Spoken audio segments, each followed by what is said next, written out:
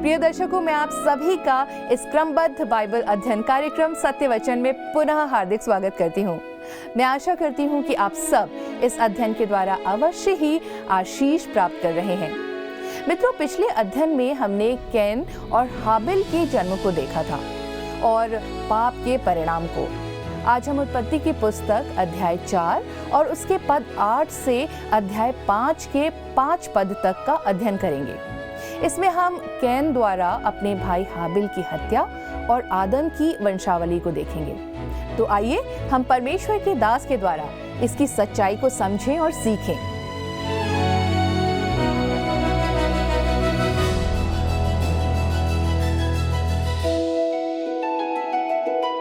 प्रिय मित्रों, नमस्कार। एक बार पुनः आपका सत्य वचन के नए प्रसारण में स्वागत है, जो दैनिक बाइबल अध्ययन प्रसारण है। हमने पिछले भाग में आदम और हवा के पुत्र कैन और हाबिल का जन्म देखा था और जाना था कि परमेश्वर कैन की भेंट अस्वीकार करता है, जिस कारण वह उदास हो जाता है। तब परमेश्वर उसे दूसरा अवसर प्रदान करता है। अब मित्रों, हम आगे देखते हैं कि उस क्रोध और अवसाद में कैन हाबिल की हत्या करता है। इस बात को जानने के लिए आइए हम पढ़ते हैं उत्पत्ति की पुस्तक अध्याय 4 उसका पद 8 और 9। लिखा है, तब कैन ने अपने भाई हाबिल से कुछ कहा, और जब वे मैदान में थे तब कैन ने अपने भाई हाबिल पर चढ़कर उसे घात किया। तब यहोवा ने कैन से पूछा, तेरा भाई हाबिल कहाँ है? उसने कहा, मालूम नहीं, क्या मैं अपने भाई का रखवाला हूँ? दोस्तों, यह एक ढिठाई पूर्ण उत्तर था और इससे स्पष्ट होता है उसे अपने भाई या अपने परमेश्वर या उसके परमेश्वर के लिए बहुत कम आदर था। वह अपने कार्य को छिपाने का प्रयास कर रहा था। लेकिन पवित्र शास्त्र बाइबल में मत्ती रचित सुसमाचार 10वें अध्याय के पद 26 में लिखा है, क्योंकि कुछ ढपा नहीं जो खोला ना जाए, और ना कुछ छिपा है जो जाना ना जाए। दोस्तों, यदि आपके कुछ गुप्त पाप हैं तो उस पर आपको आज विचार करने की आवश्यकता है। उन पापों पर आप अच्छी तरह विचार कर लें, क्योंकि एक दिन सब पाप परमेश्वर के सामने खुल जाएंगे। परमेश्वर पहले से ही सब कुछ जानता है, इसलिए आप पहले ही सब कुछ उसे अर्थात परमेश्वर को बता दें।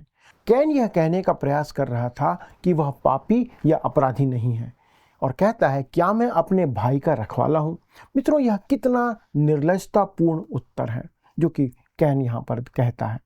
इसके आगे वो पद 10 में हम पढ़ते हैं, लिखा है, उसने कहा, तूने क्या किया है? तेरे भाई का लहू भूमि से मेरी ओर चिल्लाकर मेरी दुहाई दे रहा है। दोस्तों, इब्रानियों की पत्री का लेखक इस बात को इब्रानी 12 के 24 में कहता है, और नई वाचा के मध्यस्थ यीशु और छिड़काव के उस लहू के पास आए हो जो हाबिल के लहू से उत्तम बातें कहता है। दोस्तों, और हम पाते हैं कि हाबिल के लहू ने हत्या के बारे में बातें की थी, परंतु प्रभु यीशु मसीह का लहू छुटकारे और उद्धार की बात करता है। आइए अब हम आगे बढ़ते हैं और पद 11 और 12 को पढ़ते हैं, जहां पर लिखा है, इसलिए अब भूमि जिसने तेरे भाई का लहू तेरे हाथ से पीने के लिए अपना मुंह खोला है, उसकी ओर से तू शापित है। चाहे तू भूमि पर खेती करे तो भी उसकी पूरी उपज फिर तुझे ना मिलेगी, और तू पृथ्वी पर भटकने वाला और भगोड़ा होगा। दोस्तों, आज के दिन में भी पृथ्वी मनुष्य के पाप के कारण से श्रापित है और पृथ्वी ने अपना उपजाऊपन खो दिया है। आज हमारी पृथ्वी के ऊपर कुछ ऐसे भाग हैं जो कि बहुत उपजाऊ क्षेत्र है, परंतु अधिक संख्या में जनसाधारण लोग भूखे मर रहे हैं। मनुष्य को इस धरती पर भरपूर पैदावार उत्पन्न करने के लिए बहुत मेहनत, परिश्रम और सूझबूझ की आवश्यकता होती है। निश्चित रूप से हाबिल का लहू पृथ्वी से पुकारता है, और जो उसके भाई के द्वारा हत्या के समय पृथ्वी पर बहाया गया था। तब हम आगे बढ़ते हैं और पढ़ते हैं पद 13 को। उत्पत्ति 4 उसका 13 में लिखा है, तब कैन ने यहोवा से कहा, मेरा दंड सहने से बाहर है। दोस्तों, अब यहाँ पर प्रश्न उठता है, यदि कैन का दंड उसके सहने से बाहर था तो परमेश्वर की ओर वह क्यों नहीं फिरा और अपने पाप को मानकर उसके लिए उसने प्रायश्चित क्यों नहीं किया? उसने अपने आप को परमेश्वर के उस दयापूर्ण हाथ में क्यों नहीं सौंप दिया? इसे सहना उसके लिए बहुत कठिन था दोस्तों, परंतु परमेश्वर उसके लिए एक उद्धारकर्ता का प्रबंध कर रहा था। यदि वह परमेश्वर की ओर फिर जाता तब उसे यह प्राप्त होता। तब आइए हम आगे बढ़ते हैं और पढ़ते हैं पद 14 को। लिखा है, देख तूने आज के दिन मुझे भूमि पर से निकाला है और मैं तेरी दृष्टि की आड़ में रहूंगा और पृथ्वी पर भटकने वाला और भगोड़ा रहूंगा और जो कोई मुझे पाएगा मुझे घात करेगा। दोस्तों, अब यहाँ पर कैन कहता है कि वह परमेश्वर की दृष्टि में छिपा रहेगा और वास्तव में ऐसा ही हुआ। लेकिन यहाँ पर आश्चर्य की बात यह है कि परमेश्वर उसकी सुरक्षा करता है। वास्तव में परमेश्वर एक हत्यारे और अपराधी को भी शरण दे सकता है और वह दे रहा था।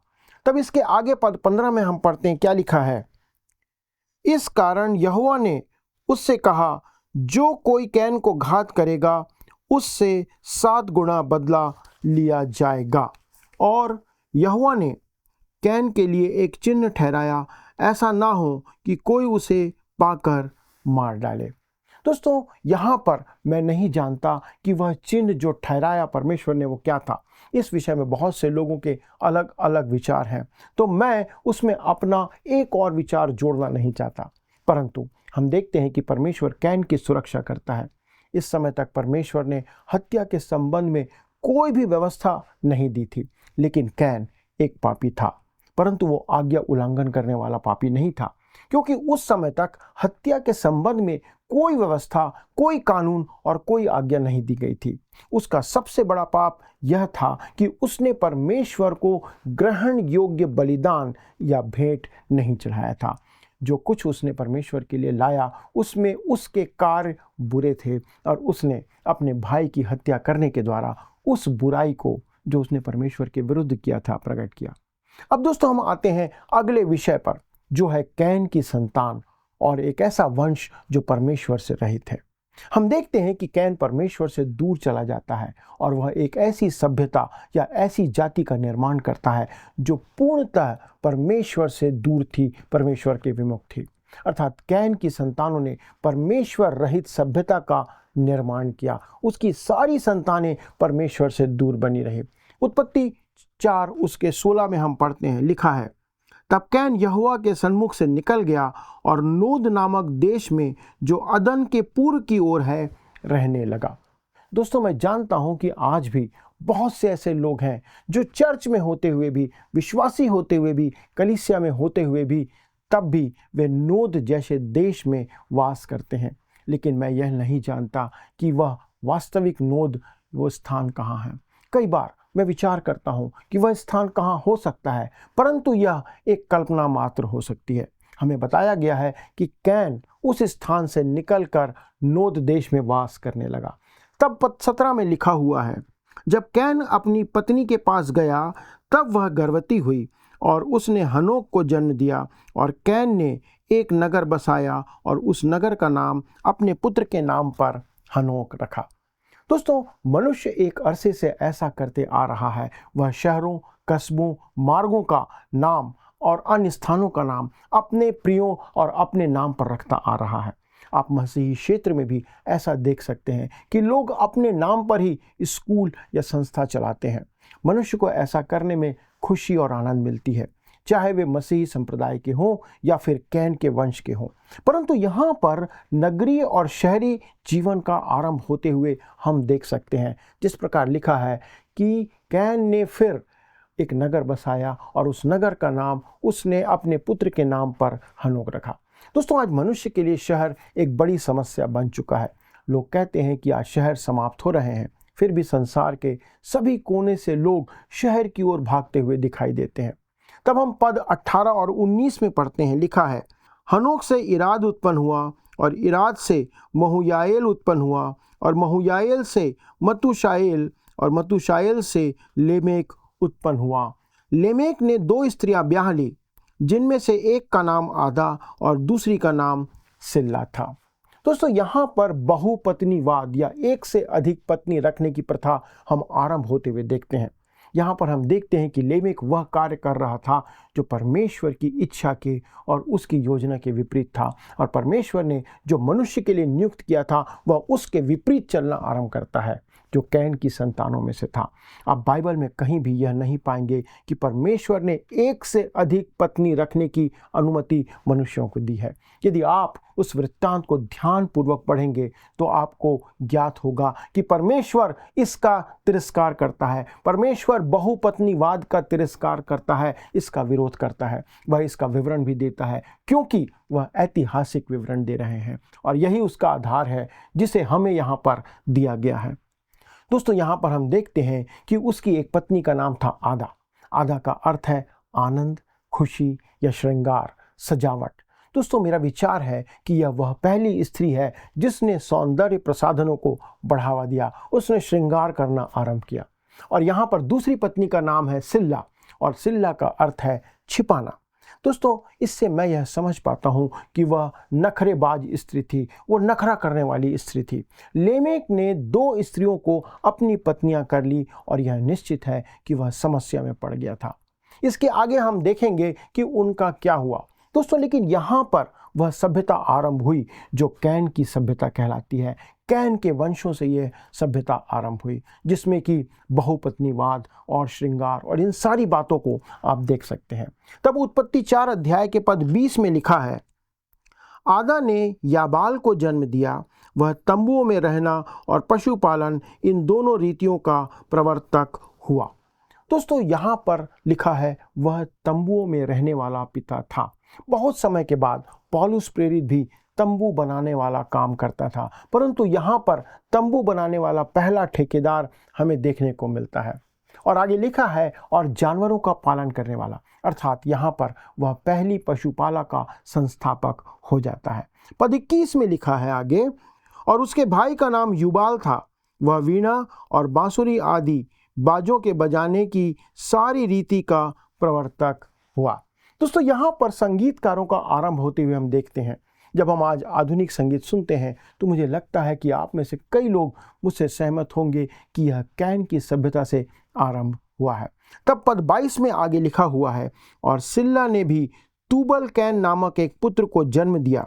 वह पीतल और लोहे के सब धार वाले हथियारों का गढ़ने वाला हुआ। तूबल कैन की बहन नामा थी। दोस्तों, यहाँ पर हम गढ़ने वाले कारीगरों को भी देखते हैं और इसके आगे पद 23 और 24 को जब हम पढ़ते हैं तो वहाँ पर लिखा है, और लेमेक ने अपनी पत्नियों से कहा, हे आदा और हे सिल्ला, मेरी सुनो। हे लेमेक की पत्नियों, मेरी बात पर कान लगाओ। मैंने एक पुरुष को जो मुझे चोट लगाता था, अर्थात एक जवान को जो मुझे घायल करता था, घात किया है। जब कैन का बदला 7 गुना लिया जाएगा तो लेमेक का 70 गुना लिया जाएगा। मित्रों, यहाँ पर लेमेक कहता है जब कैन का बदला 7 गुना लिया जाएगा तो लेमेक का 70 गुना लिया जाएगा। दोस्तों, उसके कहने का मतलब है कि जब कैन सब कुछ करने के बाद भी ठीक रहा है तो मैं भी ठीक रह पाऊंगा। आखिरकार कैन ने स्वयं के बचाव में हत्या नहीं की थी, परंतु मैंने स्वयं के बचाव में हत्या की थी। यहाँ पर ये इस बात को कहता है। मैं नहीं जानता दोस्तों उसने हत्या की या नहीं, लेकिन वह कहता है कि उसने अपने बचाव के लिए किसी की हत्या की। मैं यह भी नहीं जानता मित्रों उसकी दोनों पत्नियां इसमें शामिल थी या नहीं थी, या वह उनमें से किसी एक का बचाव कर रहा था। हमें यह नहीं बताया गया है कि घटनाक्रम क्या था, लेकिन लेमेक यह महसूस करता है कि उसका पलटा 70 गुना लिया जाएगा, उसका बदला 70 गुना लिया जाएगा। परंतु हमारे प्रभु यीशु मसीह ने शमौन पतरस से कहा था कि वह अपने शत्रु को 7 के 70 गुना माफ करे। अब आइए हम आगे बढ़ते हैं और पद 25 और 26 को पढ़ते हैं। लिखा है, आदम अपनी पत्नी के पास फिर गया और उसने एक पुत्र को जन्म दिया और उसका नाम यह कह के शेत रखा। परमेश्वर ने मेरे लिए हाबिल के बदले जिसको कैन ने घात किया एक और वंश ठहरा दिया। शेत के भी एक पुत्र उत्पन्न हुआ और उसने उसका नाम एनोश रखा। उसी समय से लोग यहोवा से प्रार्थना करने लगे। हालेलुया। दोस्तों, इस पद के आधार पर स्पष्ट रूप से यह पता चलता है कि यहीं से मनुष्य ने परमेश्वर के नाम को पुकारना आरंभ कर दिया। परमेश्वर के सामने वे गिड़गिड़ाने का काम आरंभ करते हैं। और इसके साथ ही यहाँ पर अध्याय 4 समाप्त होता है। और आइए हम अध्याय 5 से अपने अध्ययन को आरंभ करते हैं और आगे बढ़ाते हैं। दोस्तों, इसका विषय है यह आदम के जीवन की कहानी का अंतिम अध्याय है जो यहाँ पर हम देखेंगे।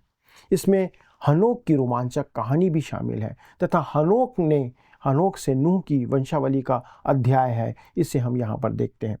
उत्पत्ति की पुस्तक के पहले भाग अर्थात उत्पत्ति 1 से लेकर के उत्पत्ति 11 अध्याय में हम संसार की घटनाओं को देखते हैं। सबसे पहले सृष्टि की रचना, फिर मनुष्य का पाप में गिरना, और अब अध्याय 5 से 9 में हम जल प्रलय को देखेंगे।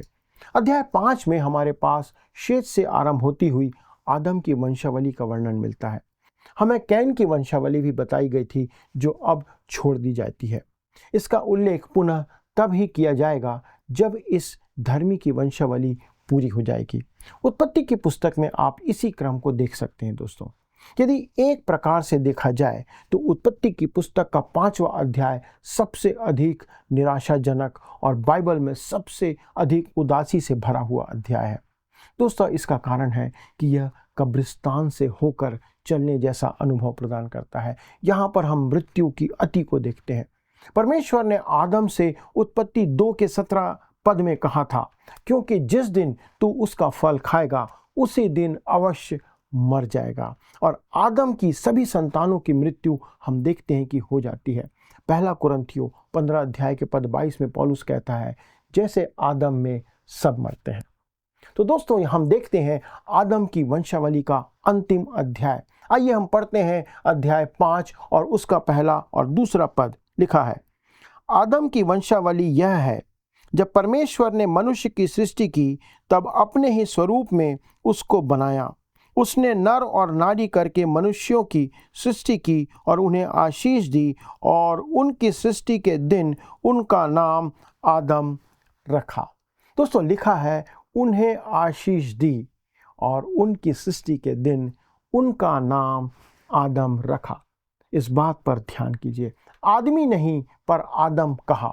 उसने उसे आदम कहा तथा हव्वा उसका दूसरा भाग है।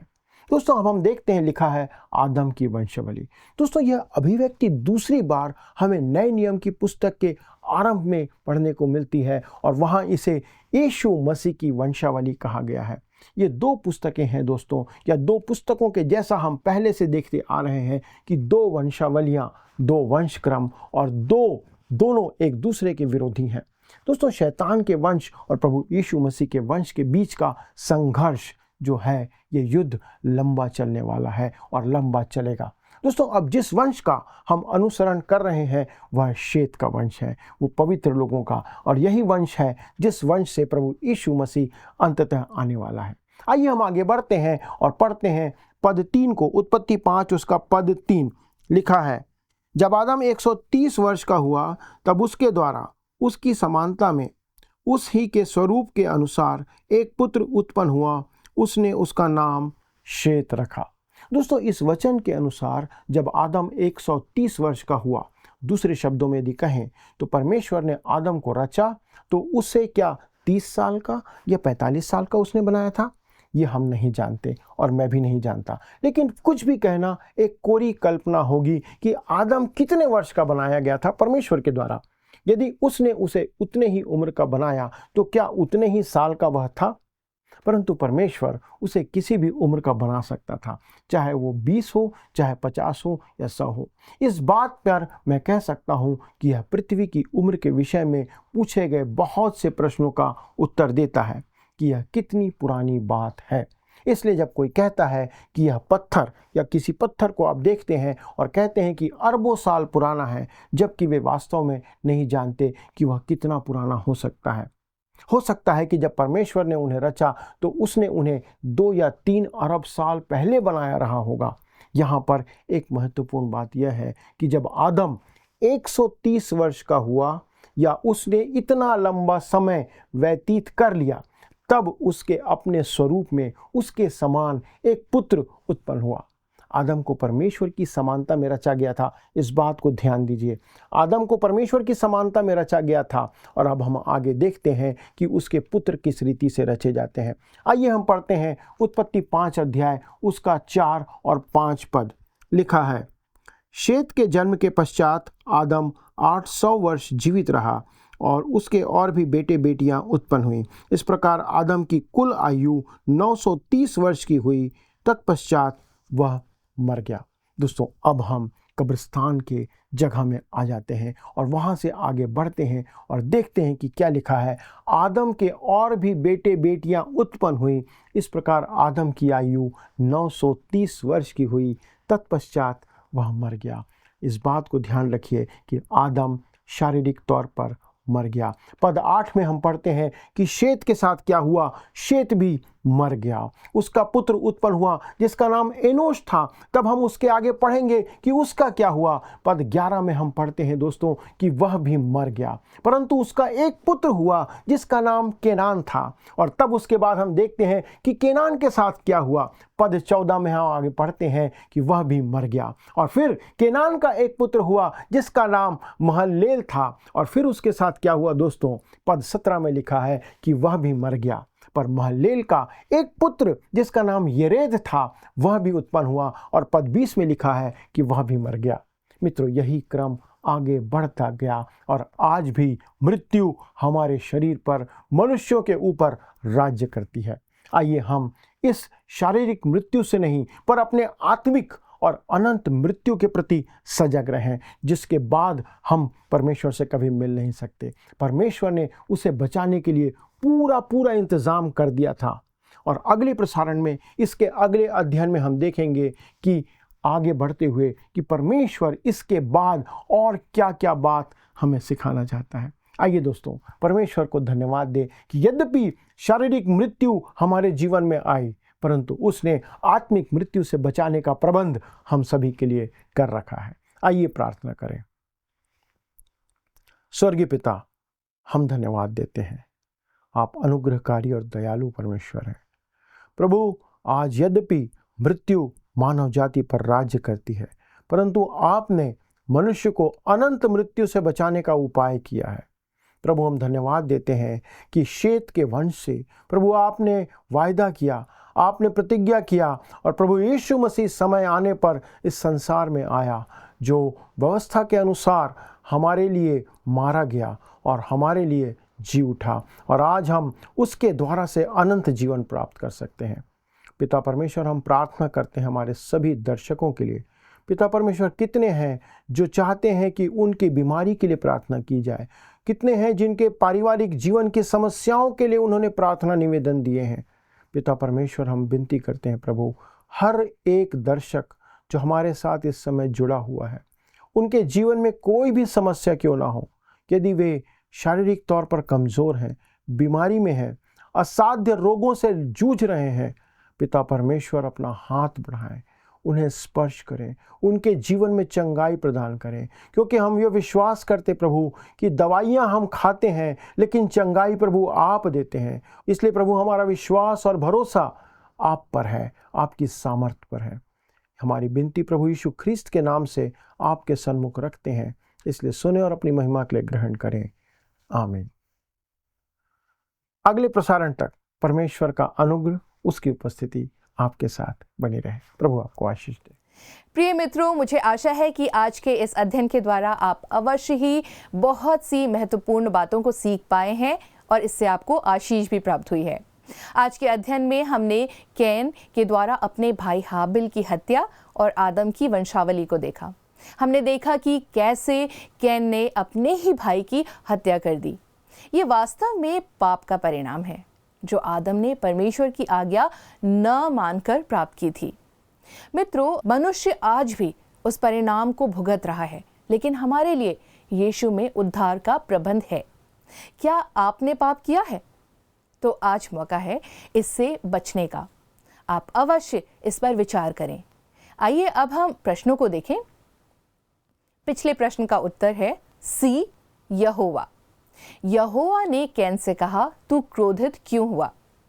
आज के अध्ययन पर आधारित प्रश्न है, किसने अपने भाई की हत्या की थी? ए, हाबिल, बी, आदम, सी, कैन या डी, शैतान? मित्रों, इस प्रश्न का उत्तर हमें कल सुबह 6 बजे से पहले विकल्प A, B, C या D के साथ अपना नाम, पता, स्थान के साथ 9651433397 96514 33397 पर SMS या WhatsApp करें। मित्रों, यदि आप इस अध्ययन को दोबारा सुनना चाहते हैं तो स्क्रीन पर दिए गए वर्ड रिसाउंड्स टुडे हिंदी लिखकर आप हमारे YouTube पर सुन सकते हैं। अधिक जानकारी और प्रार्थना के लिए आप दिए गए नंबर 9651433397 96514 33397 पर संपर्क कर सकते हैं। हमारे परामर्शदाता आपकी सहायता करने के लिए सदैव तत्पर हैं। प्रभु आप सभी को आशीष दे। क्या आपको यह कार्यक्रम पसंद आया? अभी हमें एक मिस कॉल करें और आप अगले विजेता हो सकते हैं।